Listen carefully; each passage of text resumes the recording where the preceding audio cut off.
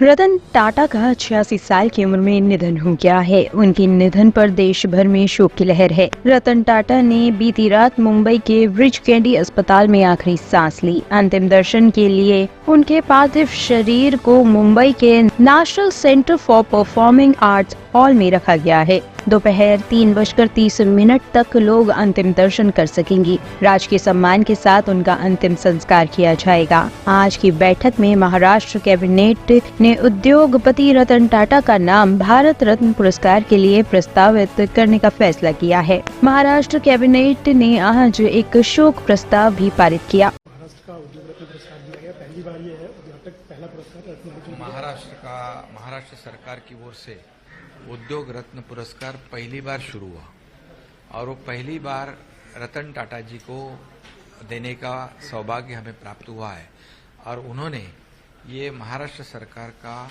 बहुत ही महत्वपूर्ण उद्योग रत्न पुरस्कार एक्सेप्ट किया।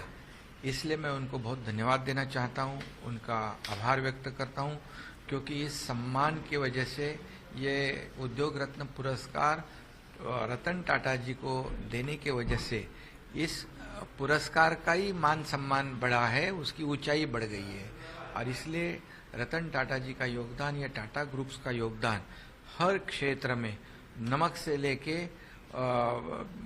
जो सामान्य व्यक्ति जो गाड़ी यूज करता है उससे लेके महंगी गाड़ियां जो है वो गाड़ी से लेके एयरलाइन तक सभी क्षेत्रों में सभी सेक्टर में टाटा ग्रुप काम कर रहा है और टाटा मीन्स ट्रस्ट और विश्वास।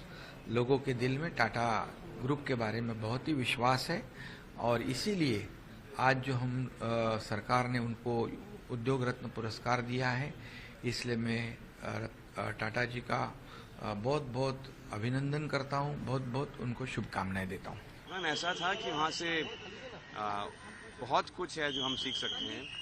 मेरा ये प्रिविलेज था कि मैं उनके साथ काफ़ी मेरी करीबता रही कई सालों तक और बहुत कुछ सीखने मिला मुझे उनसे और आदर्श पुरुष थे कई तरह से।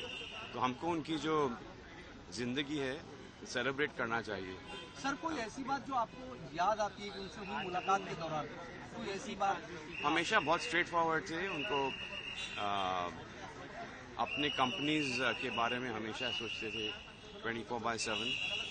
Is outstanding person. देखिए मैं यहाँ आया था अपने लास्ट रिस्पेक्ट्स पे करने के लिए। I was here to pay my respects to the departed soul. There are two things which stand out about Sri Ratan Tata. The first is that he was a true visionary, a great visionary.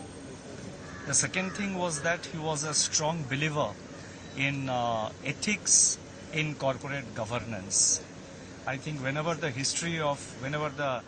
economic history of modern India is written, I would feel that a full volume will not be enough to describe his achievements. A truly towering personality, a great son of India, a phenomenal person. May his soul rest in peace. Thank you. Thank you.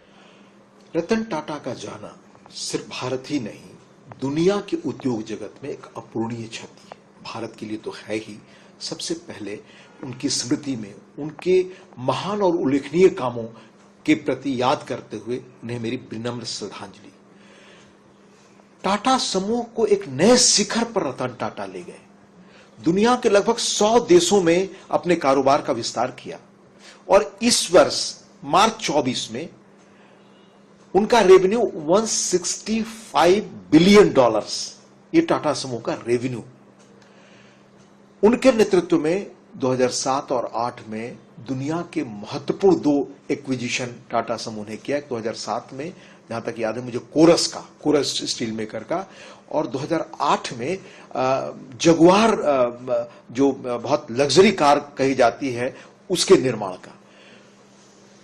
Ratan Tata के नेतृत्व में आप देखें, information technology से लेकर रक्षा से लेकर के आपके अनेक नए क्षेत्रों में, विमान के क्षेत्र में, विमानन सब में टाटा का विस्तार हुआ।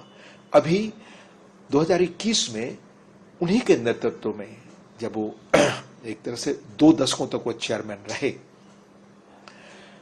तो उनकी एक तरह से वो सक्रिय काम नहीं देखते थे, पर उन्हीं की अगुवाई में 2021 में कह सकते हैं हम कि एयर इंडिया का एक्विजिशन पूर्ण हुआ। 90 साल पहले जे.आर.डी. टाटा ने उसकी शुरुआत की थी। ये उनका उल्लेखनीय, जो कह सकते हैं कि उपलब्धि के रूप में। ब्यूरो रिपोर्ट टीम, द सारा टाइम्स न्यूज।